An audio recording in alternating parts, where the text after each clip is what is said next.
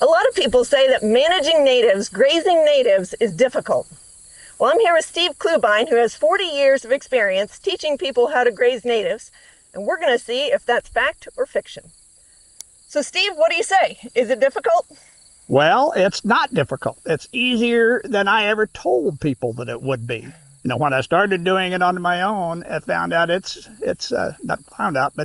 just easier than we ever let on that it was, because I think we're cautious and we're careful about having somebody fail. Well, it's almost impossible to fail if you use any kind of grazing management strategy whatsoever. And there's a lot of ways to manage it that will prevent that failure. So you're saying they're not really weak, they're not really fragile? They're not fragile at all. You just need to do a little bit of grazing management, and natives are easy to manage. It's absolutely easy to manage. So what are the grazing strategies we can use then? Because I don't want to hurt my natives, so what do I need to do? There are several ways that you can manage them. One is one pasture that you graze season long at a fairly light or moderate rate. Okay. And if you have your the stocking rate and leave it at the end of the summer with a rule of 8 inches 45 days before frost, that's leafy growth and average height, you'll never go wrong. Okay, so a continuous grazing system basically for that season. Yep. But we're going to make sure we leave plenty of growth, and we're going to get off 45 days before frost. Correct. So 8 inches high, 45 days before frost. Yes. So just that's the way you're being cautious, in other words, is don't graze it down to the dirt. That's all right. the time when you're continuous grazing. Correct. Some plants will be shorter than that, but some will be taller. Yeah. You know, it's a mixed stand, like Big Blue Indian, Little Blue, mixed stand will have different heights because of the different grasses, and there'll be places where the animal will have grazed shorter and stayed on top of the plant, but that's okay. That plant's not going to die. This plant's fully healthy and restored, so it's healthy and able to take up the difference. Another strategy is a rotation, and it doesn't have to be complicated. A simple rotation of 2 to 4 paddocks that you move throughout the summer every few days or even a week at a time, it also works very well if you like it better. You like the looks of it better and you like the condition of it, but it doesn't have to be complicated with a lot of different cells or paddocks. So we don't have to do daily moves if we're going to rotate, just occasional moves, get some rotation on it. Sure. Make sure they're not grazing any one patch down too much. Yes. And we'll come up with difference in animal performance at the end of that, how that varies. But the other option is to have a multiple paddock system, and where you move every few days, sometimes every day and stuff like that, but you have to have a lot of paddocks. And for that system is promoted heavily in some people and some cells, and they really like it, the way it looks at grasses.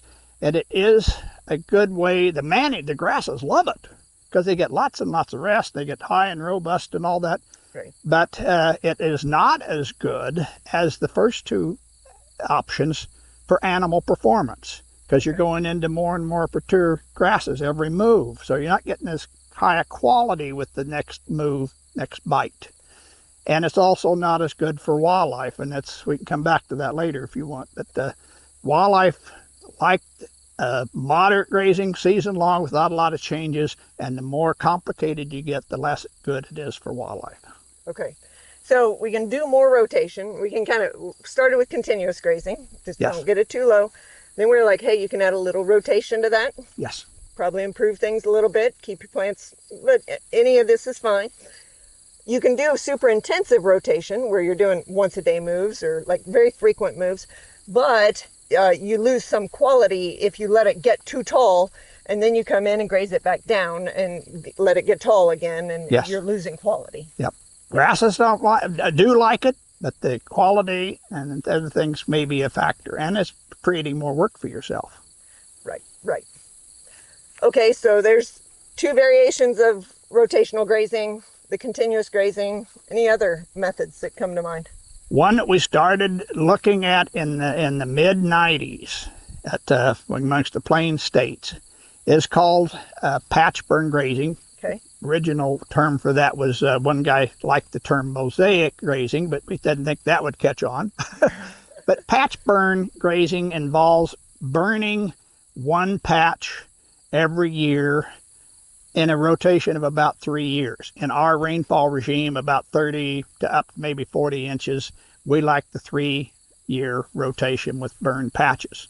And the theory goes back to when prairies were all over the country and bison were grazing them and elk, and the Native Americans burned, lightning burned. Everything didn't burn all millions of acres in one day or a few days. Some places didn't burn. So we think maybe that's how the grasses and the prairies evolved, with some places burning, others not. And how did the animals respond to that difference? Yeah. So when we went to looking at putting it on the land and how we would manage it with smaller area burned and parts left unburned, we found that we get a rotation of sorts, in that the animals focus on that burn, depending on when they come to it somewhat, but certainly they focus on that burn for that growing season or until something else burns later. But at least when that spot burned, they will stay there. Studies have found by watching animals and movements and stuff that they will spend 2/3 of their time on the burn patch, which is 1/3 of the grazing acres, as we described, and 1/3 of their time on the 2/3 that are unburned. So that unburned parts get 1/6 of the grazing pressure, each of those 2/3. So that gets taller and more robust, and it gets a recharged root system, and it gets healthier. And the next year, we move that burn to another spot, and that's probably really how the prairies evolved with the burning patches and movement of grazers.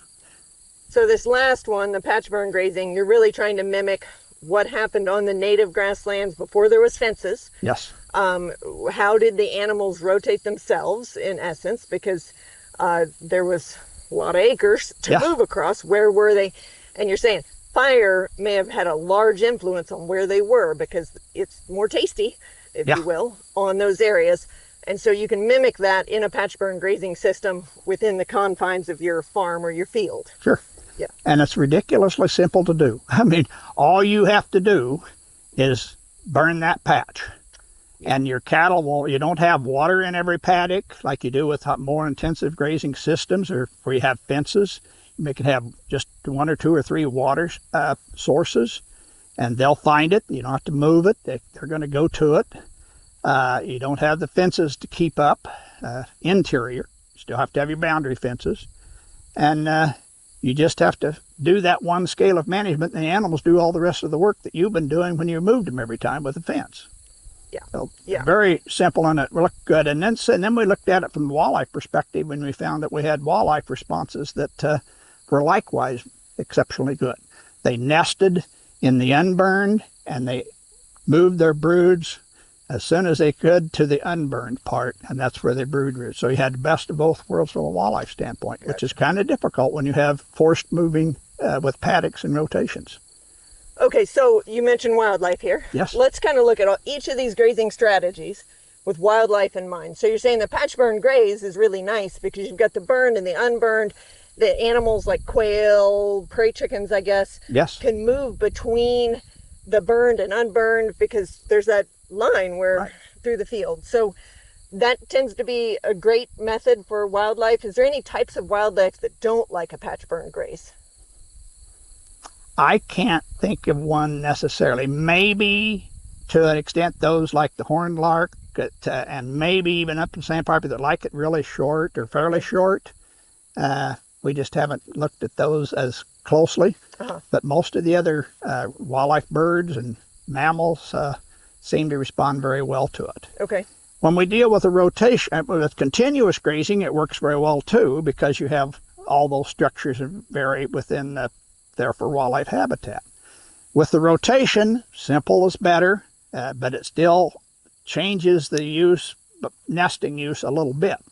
But when you go to intensive rotation, which comes in 2 forms, either multiple paddocks or one other thing that they call mob grazing, where they put a lot of animals in and they move it to another area, that really complicates the nesting part, because when you get animal density higher than 1 animal per acre, you start trampling nests. Okay. And Then when you move it to the next one, any nests that are in there may very well be trampled, and so forth. And so, and then you may be back to the first one you grazed before there is an opportunity for a white quail, for example, to go in and create a nest, or attracted to create the nest, build the nest, lay the eggs, incubate the eggs, and move the chicks out before that large group of animals come back. So the intensive grazing, mob grazing, you want to call it, is probably the worst one for grassland wildlife, particularly grassland birds. Well, it kind of makes sense if we have a mob of animals or a mob of people. Yeah. If we're in a mob, it's hard to concern ourselves with what's down here at our feet because we can't hardly see it, right? Sure. And so more animals, less attention to the. I mean, it's just you can't be as careful where you step and that sort of. That's right. You know, and it's as wildlife professional, always looked at that as good because it looks good. But when you put the little nest on the ground and think of it as a critter having to sit there and protect herself and being stepped on. Now, the animals don't want to step on that animal. They know it's there, it's warm, but they can sense it. But the hen has to go off and feed and do other things, so she's not on that nest 24 hours a day. But the animals are. So even though they don't step on her, they will step on or can step on the nest. Yeah. And so risks of being destroyed go way higher. So from the wildlife standpoint, it sounds like you can kind of boil it down to the more animals you have on 1 acre at one time, the less good the wildlife habitat gets. Absolutely. Yeah. Absolutely. And that's a lot from the standpoint of both the structure and then also just like the being stepped on. Animal impact. Yeah. And that's a goal with some of the grazing systems, animal impact. But you give it, there's a price for that. And that happens to be the wildlife price. So from the animal performance standpoint, any certain thoughts on which of these grazing methods are good, bad? I think they're all fairly good. The simpler, in my opinion, is the better from animal performance because they're constantly getting new growth and they're getting some old growth. When you force move them, in native grasses at least, you can affect quality of what they have available to them. Patch burn, we don't have that problem because we have both worlds. Most simple rotations, we still have good quality, but the more complicated, at least in the natives, it's not the same with cool season grass necessarily, but it certainly is with the native warm season grasses. Yeah, so any grazing system, I think I hear you saying that you allow the grass to get more and more mature, you just lose quality. If you can keep the grass vegetative and small, like not excessively small, but then your quality is higher than as it gets taller. Each bite is high protein and high energy, and both of those relate to animal performance. And even when they go to the unburned parts, they're grazing the top of the plant where they're still getting a pretty high quality and pretty good carbohydrates in that bite. So they're not getting down to the base of an older plant and getting lower quality. Okay, yeah. Okay, what about plant health? So is one of these better? And I don't know if that's different when you bring in just a plain warm season grass field, so it's a big blue to Indian mix or something like that, as opposed to when you have the diversity of the forbs and legumes and native cool season grasses maybe all mixed together. I don't know if that's different, but yeah, address the plant health on the different grazing methods. Well, anytime we have lots of leaf area on the plant, we have deeper roots. Okay. We have more carbon stored in the soil in those roots and more cycling of that turn and into the soil. So the plants are healthier, the soil is healthier, and then of course we deal with microorganisms in the soil. They're healthier because they have more to eat with those greater roots and greater carbohydrates and stuff going into the soil for them to feed on. So the system is much healthier when it's got some height to it. And like I said, some places you can graze short, but you're going to change that site next year so that those plants get a chance to build their root systems, get healthy again. Yeah. So it's kind of, plant health ends up being a little bit opposite of the wildlife and animal performance, and that a little bit taller plants often give us some better root systems, give us a healthier, grazing it too short is definitely not good. We all know that. Yeah. So it's kind of on the opposite side. So it sounds like to some degree, mixing your methods, mixing your, having the variability of this year it's taller, that year it's shorter, and which is a natural thing in nature anyway. It is. Because it's dry one year and you take it all shorter, and it rains a bunch the next year and you have more grass than you know what to do with, kind of thing. But You mentioned something, and I'll bring up, you mentioned drier some years. And what we found with the patch burn, because you have this area, you always have areas, 2/3 is going to be taller than the rest every year. It is almost, it's dynamic in that it's a safety valve against drought. If you can graze it with rotation or continuously, you'll see some production changes with the amount of rainfall you get and drought. But in the patch burn rotation, we don't see that slump. It's because 2/3 of it's always rested and healthy and it's producing more forage than it would have otherwise. Yeah. So it's a very good drought protection or safety valve, if you will. Where they've in Oklahoma, where Sam Fullendorf did comparisons with early intensive grazing with everything burned or none of it burned, or patch burn graze, they found that the first year they went into it, animal performance was better on the continuous or the burn and the early intensive. But over time, when droughts became periodically showed up, the patch burn was outperforming the all burn early intensive grazing. Okay. And it's that safety valve of this. These plants are getting 2/3 of the rest every year. Right.